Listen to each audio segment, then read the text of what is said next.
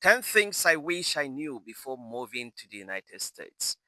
Hello there, if you're meeting me for the first time, my name is Seth. I'm originally from Nigeria. I moved to the United States 10 years ago to pursue graduate school, and I've been here. Over the past 10 years, I've learned quite a bit. There are certain things that I wish I knew better that would have prepared me to move here that I didn't know. So I just want to share with you. Let's get into it. First on my list is what I call survival of the fittest. What does that mean exactly? It just means if you move to the United States, your survival is strictly your business. You may say, well, but that is obvious. Anyone who is moving to a different country should know that their survival is their business. Yes, people do that. But I tell you the truth, sometimes people come with all kinds of ideas in their head. They may know it faintly that their survival is their business, but people come here with all these notions that Americans are polite and generous, always ready to help, which is true on the most part, right? But the culture here is you survive on your own. If you're coming from a different country, especially Nigeria or any West African country, the culture is a little bit different, right?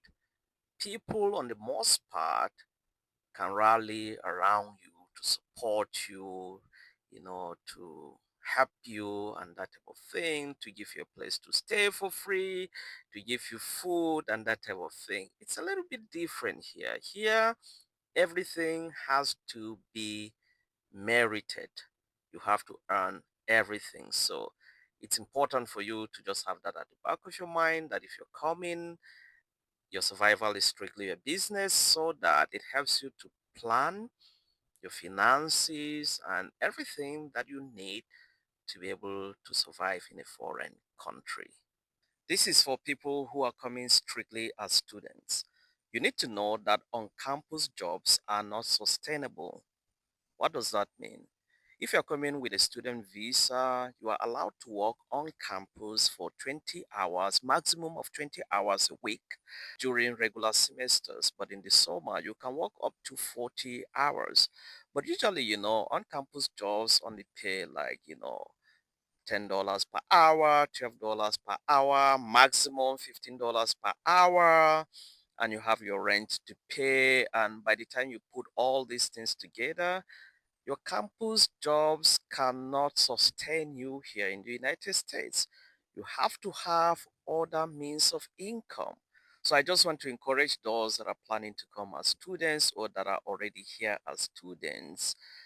Getting on campus jobs is one thing, all right? It's not even automatic that you're going to get on campus jobs because you are only allowed to work on campus as a student.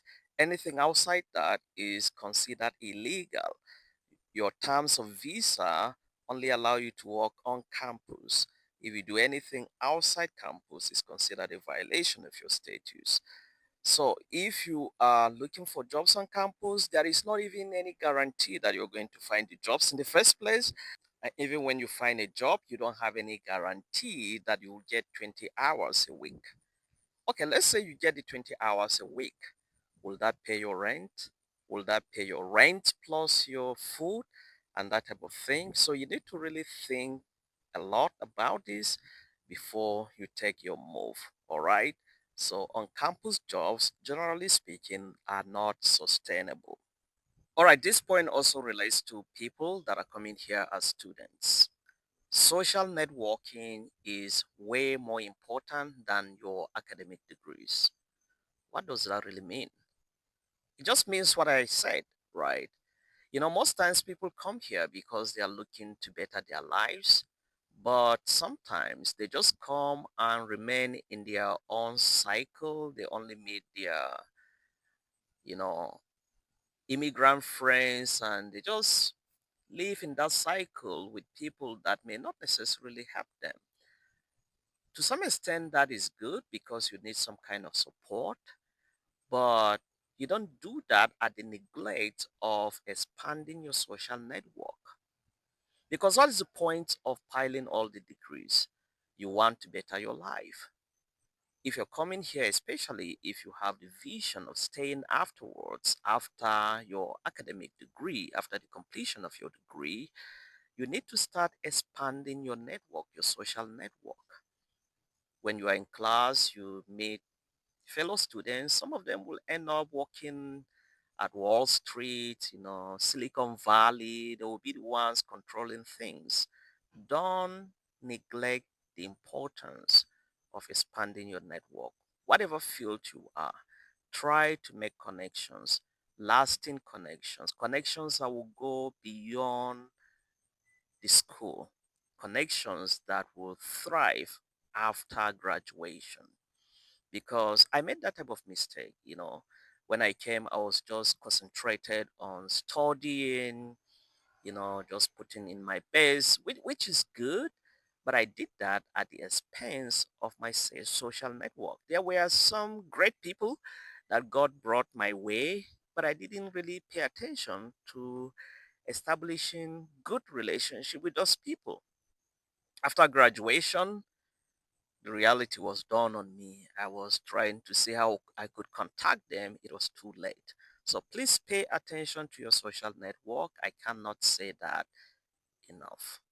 The next thing I want to talk about is the cost of living. America is very expensive. The cost of living here is outrageous. Well, that also depends on which state you are in, which city you are in, which school you come to, or if you're coming to work, where you live. But generally speaking, if you're coming from Nigeria like me, with the exchange rate and all that type of stuff, it is expensive. The cost of living is expensive. When I came to the United States 10 years ago, you know, $1 was exchanging at that time at 160 naira. But right now, the figures, right? So the cost of living, take that into consideration if you are planning to move here. The next thing I want to talk to you about is meritocracy. America is a culture of meritocracy. What does that mean? Everything must be earned in this country. There are no handouts. Occasionally, you may meet people that are generous towards you, that are going to give you stuff. That is not what I mean. I just mean it is a culture of meritocracy. You need to earn your living. You need to earn your academic degrees. You need to earn everything. There are no two ways. You can't cut corners in this country. And sometimes when people are coming from a different culture, they may not understand that, right? They may come with all this unrealistic expectation that, they can cut corners. If you cut corners, you can't survive in this country. You must earn everything. You must earn your way up. If you want to grow, you must be very determined and consistent about your growth. If not, in this country, if you just think that you can get stuffs without necessarily working for them, this is the wrong country for you. Okay, it is a capitalist society. Capitalism thrives based on the ideology of meritocracy. So it is important to know that most cultures are not like America, right? Most cultures are not meritocratic, but this is the seat of meritocracy. All right, the next point I want to talk to you about has to do with scholarship, and I decided to come to Princeton University to shoot this point. You can see the beautiful campus here. This is the prestigious Princeton University. Okay, so what do I mean by scholarships? Sometimes international students come to the United States to study with little or no scholarship. And before they know it, they discover the hard reality that life is really hard, right? Paying your tuition, it's one thing for you to gain admission, it's another thing for you to be able to sustain yourself while studying here in the United States. It is important that when applying for schools, unless if your parents are very rich or you have saved a lot of money before you come to school, it is important that when applying to schools, you apply to schools that will give you at least some form of scholarship. I, for one, didn't understand the magnitude of that. I came to the United States with only 50% tuition scholarship for the first degree I did here. Not undergraduate degree, I mean, I came for grad school, but I did 2 degrees here in the United States. The first one was tough to navigate.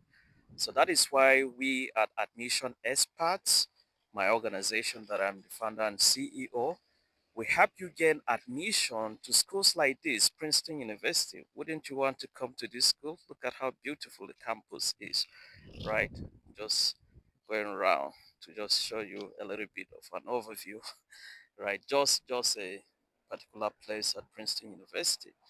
So we at Admission Experts, we help you get admission, not just admission, but also with good scholarship package to some of these schools so that when you come, you don't have to go through a lot of hurdles because admissions without scholarships are really hard to navigate. You find yourself dealing with the cost of living for your sustenance, your rent, your food, your transportation, and you're paying tuition. It's just a lot of things. So reach out to us today in case you haven't done so. Visit admissionexperts.com as displayed on your screen. Book a free Zoom call with me to explore your options. If you're already in the United States and you are struggling, if you are in any school and you're struggling with our scholarships, you can also reach out to us to explore options. Maybe you can transfer from your current school without scholarships. We can help you get into another school with good scholarship package. Don't hesitate to book your free Zoom call. Scholarships go a long way to help you navigate your life here as a student in the United States of America. All right, just as I said, this is Princeton University campus. My next point has to do with the threat of homelessness. What does that mean? Homelessness is a serious problem in the United States. Here, you pay your rent on monthly basis. Every 30 days, you are issuing a check to your landlord. If you're coming from a place like Nigeria, where I came from, that's not the reality there. People pay rent for 1 year. You pay rent annually, not monthly. And in some cases, you find people even paying rent for like 2 years at a go. So that is a challenge. You need to understand that is different about this culture and prepare accordingly. And most times, where you're coming from, if you have your own house, or if you are renting an apartment or a house from your home country, what you would pay for just a 1 bedroom apartment here may pay your annual rent back in your home country, and in some cases even more. It can even pay your 1 month rent in the United States. This is not hyperbolic. Your 1 month rent in the United States can pay your 2 years rent in your home country. So you need to understand that. Practically speaking, for instance, if you are coming from a place where you currently pay 500,000 naira, for instance, using Nigeria as an example, 500,000 naira per year, or let's just say 1 million naira per year, right? And you come to the United States, your monthly rent, which is very cheap, like if you have like a 1 room or 1 bedroom apartment, you may find yourself paying $1,000 every month. $1,000 is like 1.5 million in Nigeria, right? And your annual rent in Nigeria is 1 million, and here you are paying more than 1 million every month for your rent. So you need to take that into consideration before you come. Sometimes people just come here without taking all these things into consideration, and they discover the very first month of being in the United States, they can't even afford to pay their first month rent and they start encountering a lot of difficulties. This next point is what I call psychological dissonance. Most times you move to a new country like the United States and you find yourself feeling estranged from your culture because you come to a different culture. For instance, the culture here is highly individualistic. And you come to this culture, if you're coming from a culture that is more communal, you come to this culture and all of a sudden you discover that everybody is to their own tent. You find it difficult to make friends, or even if you make friends, they don't understand the culture you're coming from. And that kind of thing can be quite challenging. So you find yourself in a situation that you're struggling with your mental health because of that sense of psychological dissonance that you experience. So it is important for you to understand if you're coming to a country like this, that you're coming from a totally different culture. Forget about what you watch on TV when you are on ground. The reality is different, right?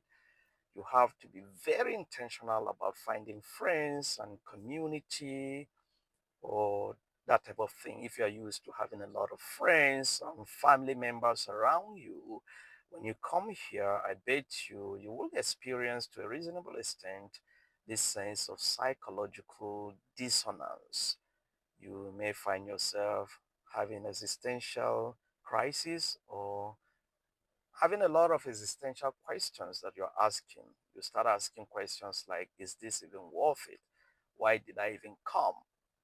Because of that sense of estrangement that you experience.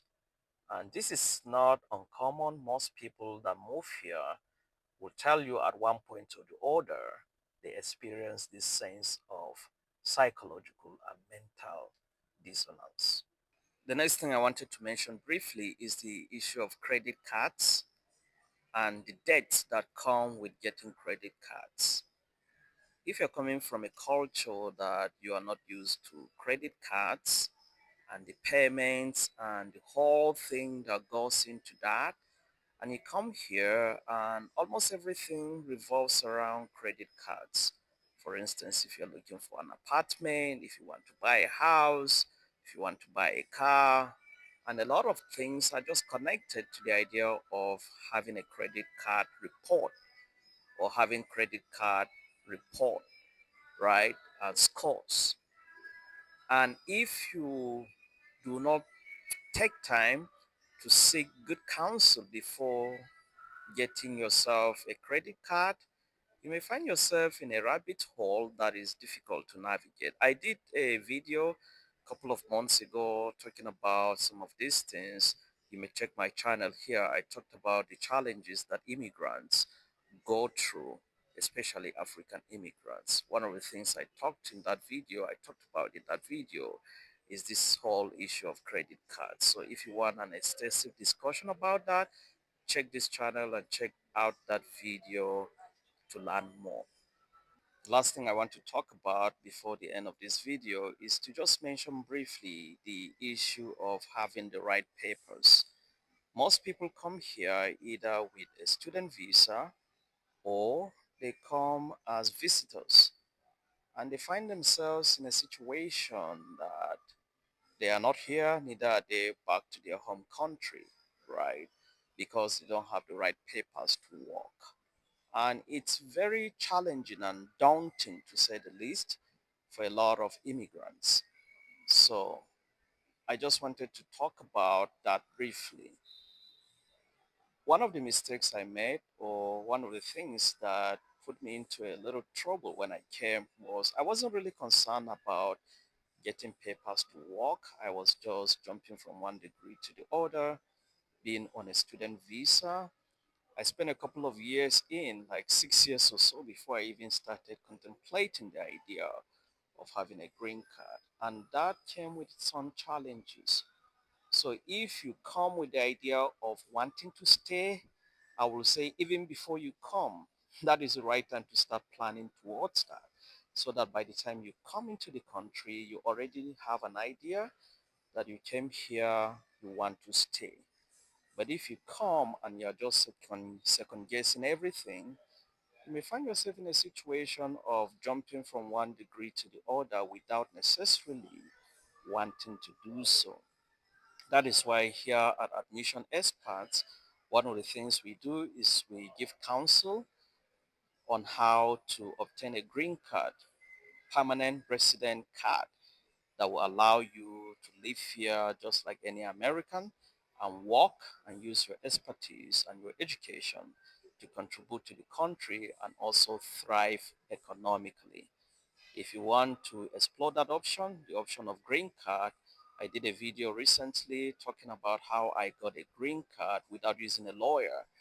I can help you. I'm not a lawyer. I don't have any legal backgrounds, but hey, I did it and I'm here to help you. If you want to book a session with me, a free Zoom call session to explore that option if you're already in the country, please do so. Visit admissionexperts.com, book a free Zoom call with me, and we'll talk a little bit about that. You may also do well to check out the video I did that is on this channel talking about my experience, how I eventually got a green card. Thank you very much for sticking by and watching this video to the very end. If you are new to this channel and you haven't subscribed yet and you want to continue to see content of this nature, I encourage you to go ahead and hit the subscribe button to stay notified anytime I post a new content. I'll see you in the next one.